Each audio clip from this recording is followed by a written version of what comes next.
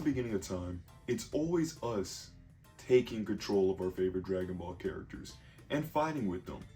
But what if I told you about a game that decided to change all that?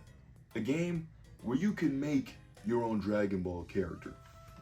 Fellows, let me introduce you to Dragon Ball Xenoverse.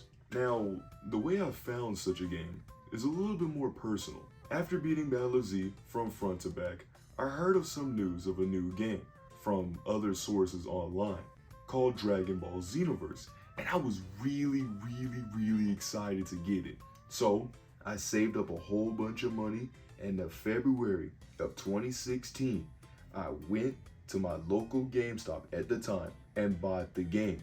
But they just ran out of stock. So I had to wait an agonizingly long week just to finally get it. And I played the mess out of it. And then once I beat the game, I decided to just let it be until it wanted an update, and I simply said no, and then it deleted all of my save data. And that made me extremely sick, and I left the game alone for good. Until now. The front of the game has a pretty good detail with the whole broken clock in the background. And the back of the game's case, it's pretty interesting too. Create your own Saiyan and restore Dragon Ball history. Let legendary characters like Goku teach you their skills. Create your own character with over 450 customization items. See never before seen enemies and more advanced foes. Discover Toki Toki City with over 200 other players. And there's multiple ways to fight, where you can battle on 1v1s, 3v3s, team versus battles, or team cooperation. Bro, this thing is insane! Wait.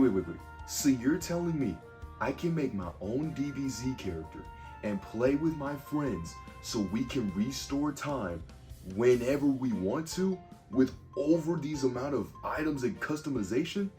Hey, that sounds like a steal to me. So with that being said, let's get into the game. Shall we? So we get into the game, and oh my goodness, it's Flow the Max, Chala Heshala! Bruh, they're honestly a pretty good band that have played many good hits, like Hero, Go, and Kyujitsu, just to name a few. But anyways, the summary of the story goes that there's a disturbance in the Dragon Ball Z timeline, so future Trunks makes a wish to Shenron to summon a warrior to help him, which that being you. And as the future warrior, your job is to correct history to its original form. With that being said, let's get into the good and the bad of this game. I love the way the enemies are shown to win in these alternate timelines. From Vegeta and Nappa just going great ape off rip, to the Ginyu Force jumping the Z Fighters all at the same time, to Frieza skipping the whole crushing you to death slowly and just instantly transforming to his final form. They really took advantage of the whole, hey, what if we just made the enemies do us smarter and not harder? The reasoning why these villains are just so much stronger is because of a duo named Mira and Towa. A quick briefing for both of them is that in order to get back at the people who killed her brother Deborah, a woman named Towa created a being named Mira, who she claims is her ultimate creation, since Mira is basically just Cell, because he has all the DNA of not only just the heroes, but the villains as well, making him truly the ultimate creation. With Mira's desire for more power, their ultimate motive for both of them is to disrupt time, so all the timelines collapse and they can make their own new timeline and rule over everyone. But sadly, both of them are just mere pawns in this whole entire thing, as there's an even bigger bad named Demigra, who has been sealed away for 75 million years by the Supreme Kai of Time. And with Mira and Towa disrupting time, the seal that the Supreme Kai of Time had on him is waning. So I guess you could say that time is of the essence in order to stop Demigra's plan to make his own timeline, open the demon realm, and be the god of time. I like that the game lets you build whatever character you desire, as it's the first Dragon Ball related game to truly let you fully customize your character, leading to some goofy and stupid designs, like Myunga, the caveman Chad Saiyan. Xenoverse also lets you build your Time Patroller however you desire by a stat-based related system. So you can make yourself more of a key build, a melee build, stamina staller builds, and so much more. Make your character based off of your playstyle. You can also team up with your friends or other Time Patrollers to complete parallel quests, which are other little mess ups in history that need to be corrected. Or in the game's terms, side quests for you to grind in order to get more clothes, skills, items, etc. Now as a kid, I sadly was not able to play with other people because I didn't really have Wi-Fi until like September of 2019, so I kind of missed out on this. I'm really glad they decided to take more advantage on the anime segments within the game because dude, they look so great. Especially since they're trying to get back into the knack of Dragon Ball Super at the time, it looks great. Even the 3D cutscenes, they look great too. The choreography, the motion, the stuff, it's just that good. You're coming from Battle of Z immediately into this with new cutscenes and all of that. It's just great overall, it's just great. The music in this game is just so good. A little neat attention to detail that I learned while playing this game was the Toki Toki City music.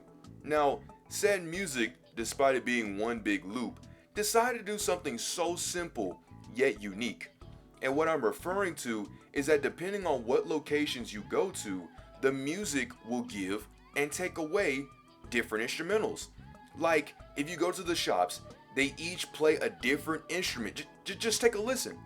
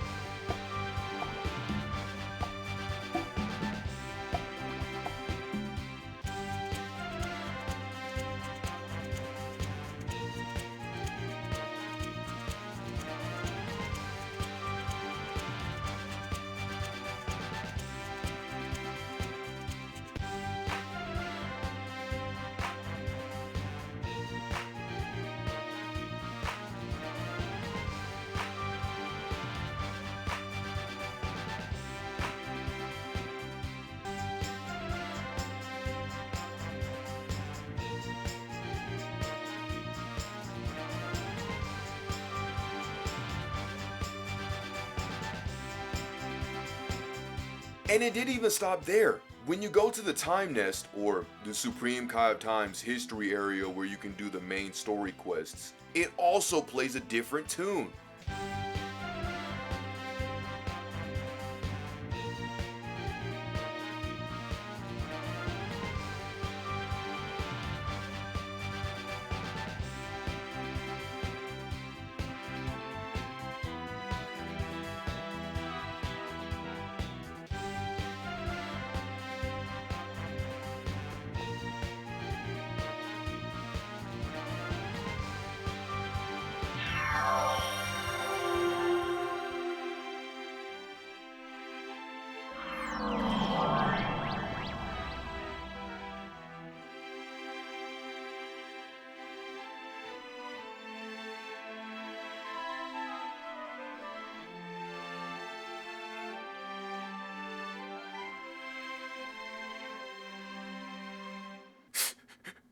I'm not crying, you're crying. This track is just so good, and having little Easter eggs for different beats depending on where you are shows a level of care I never thought I would have seen in a game like this.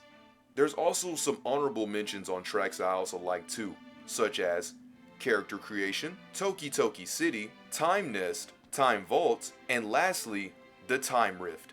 Once again, I'll make sure to link all of their OSTs in the description below if you want to take a listen to these tracks individually.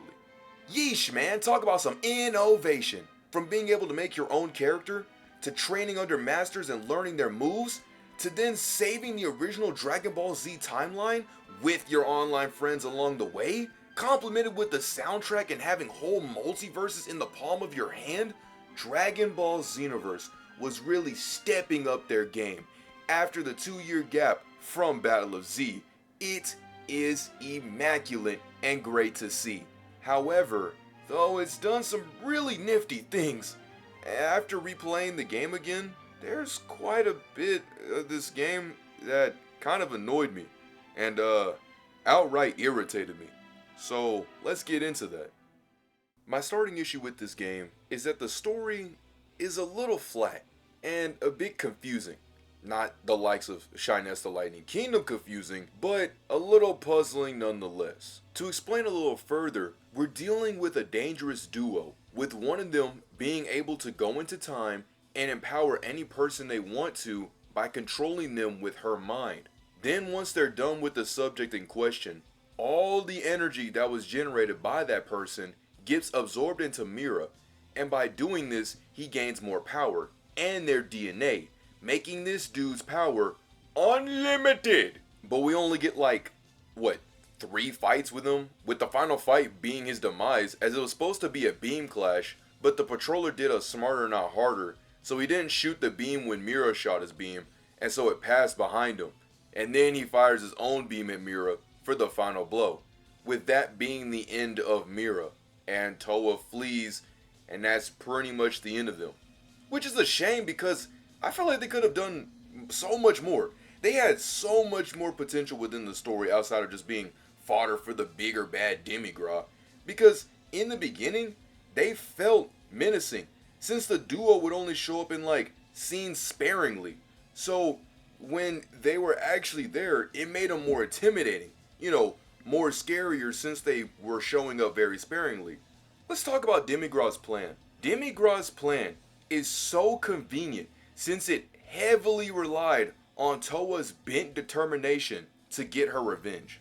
So while her and Mira are disrupting time, it's also weakening the seal that is keeping Demigra down, which is great in a sense, but Demigra viewed Mira and Towa more as a nuisance rather than an alliance. So in order to get that tush push, that brotherly shove, he summoned in a clone and decided to help the patroller while he was in desperation, since now Mira and Towa not only made a change in the future Trunks' timeline, but also made another change too as a failsafe, because in the second timeline, Perfect Cell shows up and is ready to fight Trunks. However, since we're not there, Trunks' existence is about to be gone because bro is not evil Perfect Cell level. But that's when Demigra showed up and assisted the patroller to warp to that timeline by putting a marker on his hand. We help that boy Funks, and then we head back to the Time Vault. Supreme Kai Time notices something on her hand, and so she removes it, with it revealing to be a bomb that was supposed to blow us up. Then Demigra's Mirage shows up, and he tells about his plans. So his plan is that he wants to rule over time by taking her bird, Toki Toki, and digesting its power into him, destroy Toki Toki City, become the god of time, and then rewrite the timeline where he's the cool guy and everyone else is enslaved to him. Now, for those wondering, well, if he could physically summon mirages that could physically and literally hurt us, then why doesn't he just use them to disrupt time and break the seal himself? and that's a pretty logical question that'll be followed with an illogical answer. The reasoning is because that his mirages aren't as strong as the likes of Mira and are only a fraction of his strength, so he can't go on a whole time rift escapade and break it himself due to his lack of strength, which on its own sounds like a pretty good reasoning, unless you played the game, as literally in the next fight, Demigra's Mirage messed with one of the timelines as he mind controlled Piccolo and made him evil. Along with that, he forced Super Boo to transform into a more eviler Kid Boo, who then destroyed the planet. Once we were told by Mrs. Time to, and I quote, give him a good smack on the head, we made light work of Piccolo and Kid Boo, and saved the Majin Buu timeline. Afterwards, he went on a whole other alteration in history as he tried to mind control that boy Beerus, but since Beerus is built differently, he brushed that mess off, teamed up with the Patroller, and saved that timeline. Then, he mind controlled a few more of the Z Fighters in another timeline, except for Goku, as you and him decide to team up since he's not the one that's being controlled right now, and y'all get to go and beat up the Z Fighters and defeat them once and for all. Now everything seemed all fine, hunky, handy dory, Demigod didn't get his way, y'all say the day. Until you and Goku get back to the Time Vault and realize that now Demigod was able to enact on his plan since the seal is broken since he already disrupted too much of time. Despite your best efforts, neither you nor Goku were able to beat Demigod. And so because of that, he is able to enact his plan on timeline domination and wins for good. But then the patroller wakes up and he's inside the hyperbolic time chamber and was given a time scroll to go back in time and face Demigod once more. With Goku teaming up with you later in the fight, you and him deliver the final Kamehameha, final blow to destroy Demigod, destroy the room, and then y'all officially save the day. Keep in mind, up until this point where he's actually free of his seal when we get back, that was just his mirage. When he entered the vault, that was actually him. But up until then, that was his copy that was causing that much destruction. Keep in mind that neither Toa nor Mira knew who Demigod was. They just happened to, have the same mindset to the point where I actually thought that they were generally working together. But again, Demigod's plans, entirety of his plan is just one big convenience of just two people who just wanted to get a get back because somebody hurt her brother. That's literally it. Just like Shiness the Lightning Kingdom, and if you don't know what I'm talking about, I'll put a little bit of a link to that video. In Xenoverse, there are people who get sidelined hard.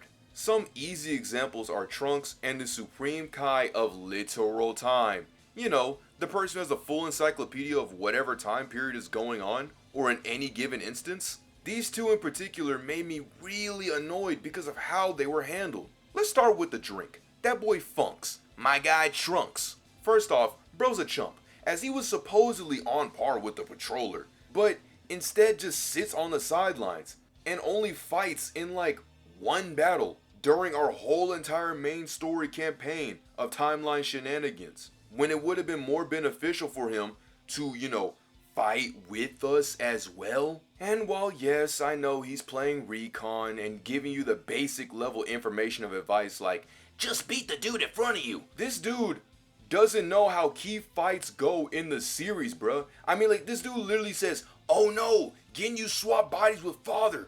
But Father's Ginyu? And Ginyu is Father? Hey, doofus. You realize that you have a whole, and what was her name? Can I look up her name real quick? A Supreme Kai of Time. Also, where is she? Why couldn't she play recon and inform you on what's happening while you and Trunks Tenkaichi tag team up and fight together? Story-wise, she just sits on the sidelines, not even helping out or giving a bit of exposition at the very least, and instead goes and looks at the grass, I guess? More importantly, SKOT, you are shown to have ceiling-based abilities, to the point where you can keep people like Demigod at bay. Why not do that to Toa and Mira?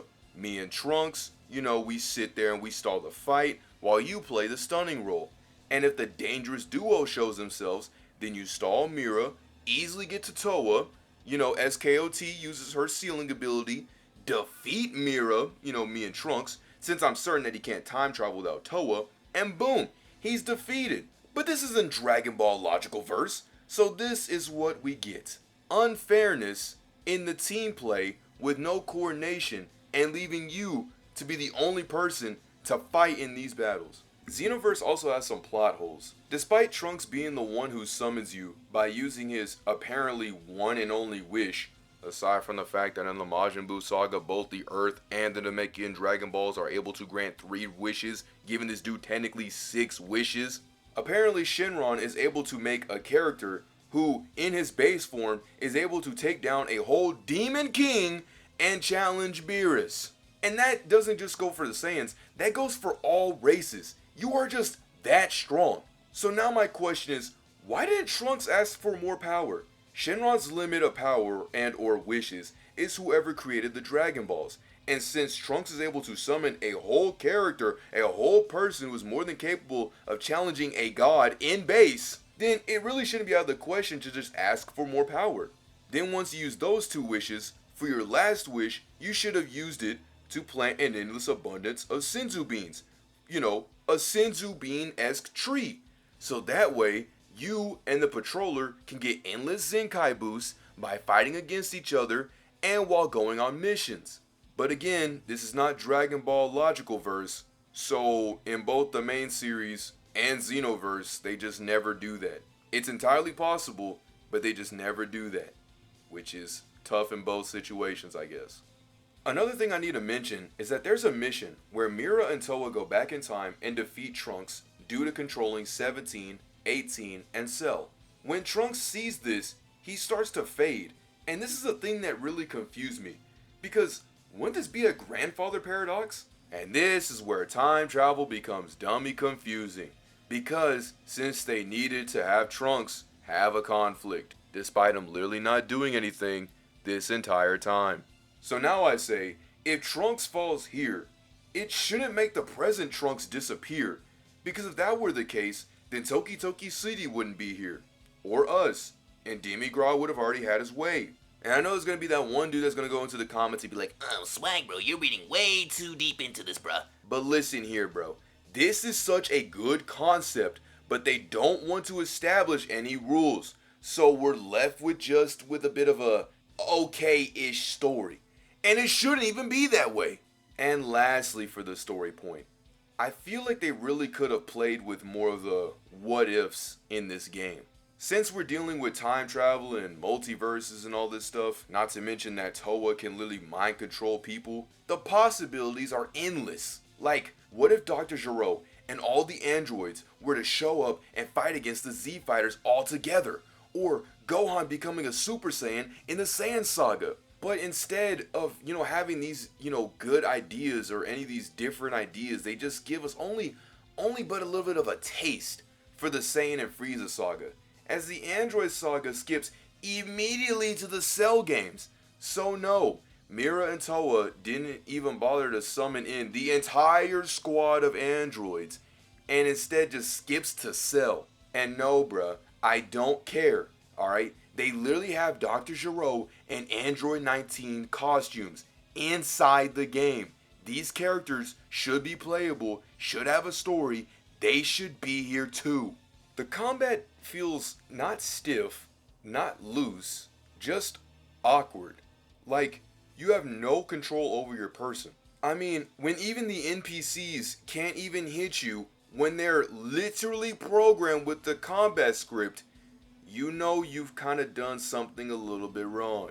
Speaking just a bit more on that whole combat point, good lord, does this game hate the concept of a combo or any chain of attack sequences. Due to this concept, a lot of fights will take an unnecessarily amount of time in order to beat them. But I have a thought, a bit of a theory, a hypothesis, okay? While typing out this script, I came up with a thought on why the fighting in this game is so dumb. And that's because coordination works really well when you have an ally to fight with. So the game gives you and your CPU buddy a thumbs up. And while yes, your ally will also act stupid in very critical times where you need to defeat an opponent by yourself or wait to defeat a person at a specific time, more on this later. But aside from that, the game really likes it when you're working together with your team. And the same can be said for your opponents too, as even though combat wise, Trunks cannot combo for jack diddly squat. When he's fighting with his father, this dude Trunks was pulling out moves I never seen him do. And this is what I mean that the game's combat heavily relies on coordination. So when you don't have an ally to help you fight 2 or more people, then you are so cooked. Xenoverse laughs at evasion skills, bruh. You will use said skill to get out of a situation, just to have it constantly hard ignored, as your opponents will either just blast through it using their own evasion, or blast through it and use their own evasion, and then chain combo into a combo you've never seen in your entire life, and it will stagnate you so badly for no reason. Another minor point I have is that super skills, due to the wonkiness of the fighting, shooting Kamehamehas feel a little bit off. as when it touches the opponent, said move gets staggered in place. And that goes for a lot of Ki Blast based moves, as many of the moves don't feel as strong as they should. Not to mention, but good night Minerva is the tracking atrocious. When you shoot Destructo Discs, sometimes they'll hit spot on, and other times you'll throw it to no one, screaming out loud, "To who?" Or other times, they'll just hover around the opponents? What? Another minor point is that Ki Blasts are one of the most awkward attacks known to man. The best way I can describe a lot of these fights, they will feel like you're just standing and waiting for your character to get back into their reset animation, which makes everything feel slower and clunkier. My last minor point is that Super Saiyan is pretty cheesy. Since you're able to spam as many super attacks so long as you'll run out of ki, you can just hang back and just spam chain Destructo Discs over and over and over. Just watch your opponent's health magically go away.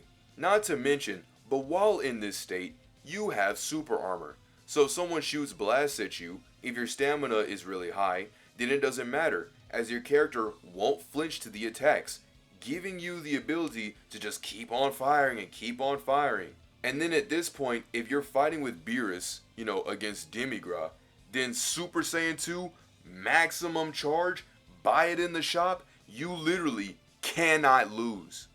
There's also no tracker for certain key items. So in the game, you're able to collect Dragon Balls. For my mission I prefer is Mission 2. And once you're done beating Yamcha, Tien, and Krillin, there's some times where a time patroller will pull up and you gotta go fight him.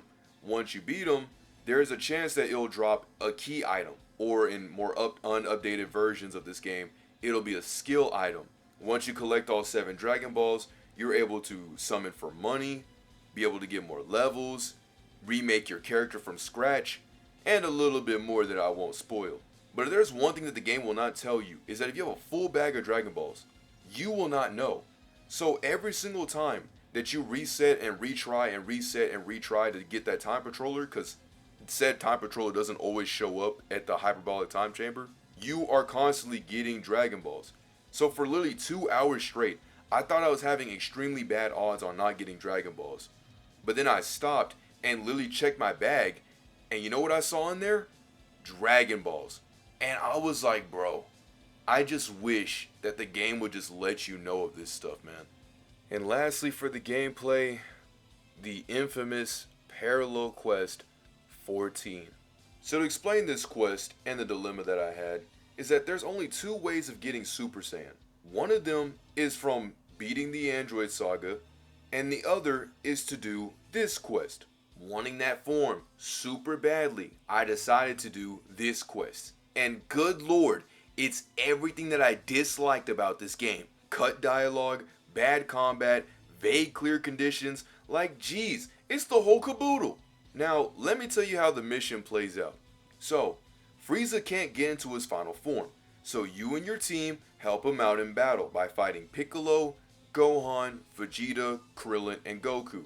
Piccolo and Gohan will be your first 2 you fight, and depending on who you beat up first will bring in Vegeta. Once you beat those 3, Krillin and Goku will then show up. You'll beat them, and then that'll pretty much be it. Now, the game is an MMO sort of style-esque sort of thing, so you're gonna have to keep replaying the same mission over and over and over again until you get the item that you want. However, what makes this annoying is that there isn't a retry option once you clear a mission. Not this mission specifically, a mission. So instead of just having that basic function, you have to go back to Toki Toki City, and then gotta go to the Parallel Quest robot, reselect the mission, reselect your characters, and then try again to hopefully get Super Saiyan. On the rare occasions, Goku will turn into a Super Saiyan, and that right there will be your chance in order to get the form. But no matter what I did, I just couldn't get the form. I literally spent 4 hours solely doing this quest, and I said, you know what, I'ma just look it up, because no amount of hints would have made me understand how to get Super Saiyan. And thankfully, I found just the person. So, The user in question goes by the name of Luna TYK2521 and said that you need to beat Piccolo and then Gohan. But don't let Frieza get any 1v1s because it's one of those dumb missions in the games where the specific person has to live or otherwise it's going to be a game over. Then you'll beat Vegeta as quick as possible. Now here's the thing that gets really, really crucial, okay? You want to stick with me, alright? Piccolo, Gohan, Vegeta, you beat them, right? Piccolo first, Gohan second, then Vegeta. In this instance of my cruciality, you gotta make sure that Goku's health is 3/4 or a halfway full. Preferably 3/4. Then defeat Krillin, and then, and only then, once his health is up to that status and you defeat Krillin, will Goku turn Super Saiyan. And lastly, fold Goku like an omelet. And here's the thing that tripped me up the biggest part. You specifically don't kill him. Let another person on the team like Frieza or anybody else get the last hit. Because if you don't, and you hit him, no Super Saiyan, little bro. You got to do it all over again. Thank you so much, as people like you make learning a game and figuring out this stuff so much easier for others to get more enjoyment from said games. So if you have any tips and stuff that you'd like to show off, just let us know in the comments down below. Now, without a guide, I don't know how you would know this, since the clear conditions are a little cryptic and don't really give any good explanation.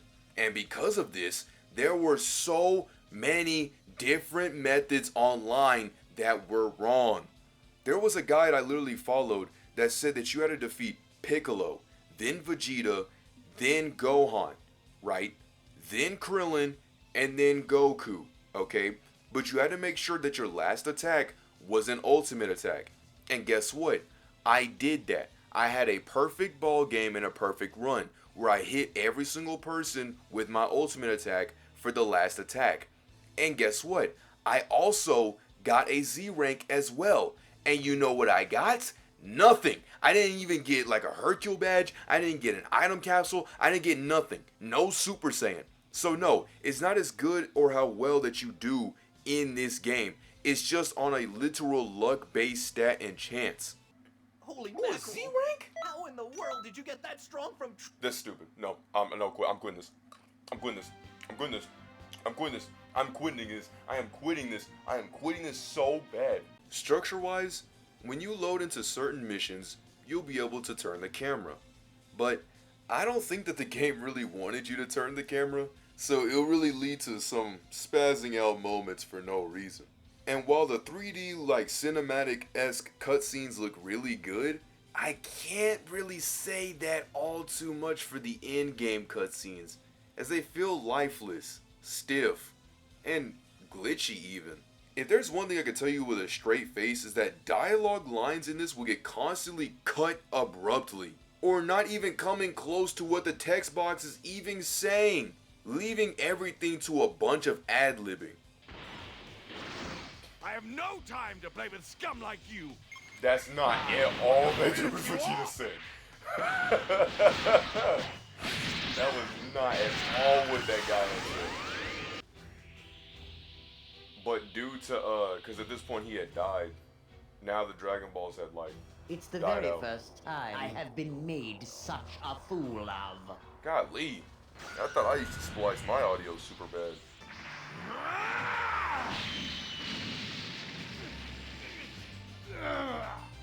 Let's finish this! No, not the audio thing is what I'm There it super is! up. Please make This it one was just stupid in general, because this dude Vegeta really tried to go for one big gigantuous rush. Like as if he didn't watch this dude get his body changed over. And lastly, good night Minerva. There is a lot of misspelling and grammar errors in this thing, bruh. When you go into the time vault and you read what some of them have to say, they literally spelled Hercule wrong, despite spelling it right a sentence or so later, or putting heavy spaces on the word can't. I can't believe you had such strong power, despite being stuck in the crack of time. I can't believe that you put like 2 to 3 spaces from that apostrophe to T in can't. Jeez Louise. Like, it's stuff like that that I had to sit to myself, like, bro, who was typing and translating this, bro? Someone literally sat there and on the keyboard, bro. Well, you know, when I did that, I actually had to stop my recording, but they basically hit the space bar twice and stopped the whole thing. It's just like, bro, what on earth was that? You know what I'm saying? They hit that keyboard so hard. In that battle, Goku is killed, but Gohan avenges his fate her. Goku died, but Gohan avenged his fate her and defeats Cell. Gathered at the arena after training in the hyperbolic time chamber. But Hercule, the world champion of the Hercule, the world champion of martial arts, appears and challenges Cell to a fight. Trunks informs you that Hercule must not die. Bro, you spelt it! Look at that! You spelt it right in the next sentence. Why didn't you just copy and paste that over? Some music in this game is just kind of fodder. Like the World Tournament music. And a few main mission music selections. They just make me just tune out. Because it's just a little annoying and just not really as memorable. Another mention, speaking about the sound, is that there is a lot of audio spiking, specifically in combat, where it sounds like a cartoony slap being hit into your ears.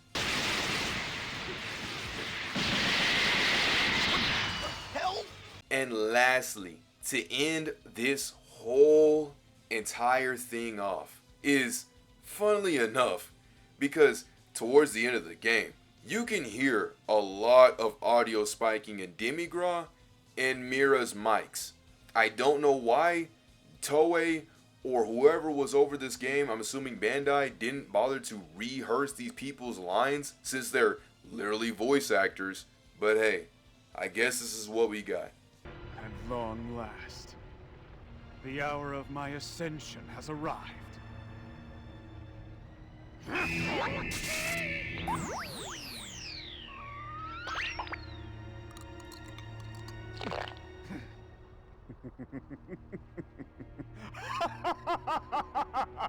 I did it! I'm finally free! We'll leave this place and collect more power. And there we can regroup and try again. But we mustn't give up. We'll be back to exact our revenge upon our transgressors. And I know that next time you will annihilate all of them. Because you are truly my greatest masterpiece, Mira. Just wait. Soon we'll return to crush those who stood in our way. Yo, I'm right here. This is the master of the Time Nest. She's the Supreme Kai of Time, and a very important person. But yeah, let's get into the summary. So to summarize this up, Dragon Ball Xenoverse stars you, yes you, the future warrior, who joins a group called the Time Patrollers, and with the help of future Trunks and his friend the Supreme Kai of Time, your goal is to correct key moments that were tampered with by an opposing duo named Mira and Towa, who will stop at nothing to mess with the Dragon Ball Z timeline. The game, on the surface, is pretty good. From being able to do missions with your friends, to training under heroes and villains, this game has a lot for you to grind and explore. However, it would be out of my unbiased nature to say that the game definitely does have some flaws. From an alright story execution, to the combat feeling pretty slow despite it being a Dragon Ball game, and the CPUs constantly tag teaming on you, to dialogues having a bunch of misspells and cut audio lines, it can indeed be pretty aggravating and confusing at times. But if you play it smarter and not harder, then these will just be minor stepping stones for you to cross. And so, for my final rating of this game is a Whataburger sandwich out of 10. Subscribble! Thank you all so much for watching, as this video was long overdue. I plan to make one more review before this month ends, as an apology for lack of videos in August. However, I will say, October's definitely going to be a pretty interesting month, since it'll literally be the 2-year anniversary of the channel. so you might want to stay tuned in by hitting that little notification bell down below or whatever. Support the channel, and this is SwaggView, chilling at the Time Vault, saying beware and take care.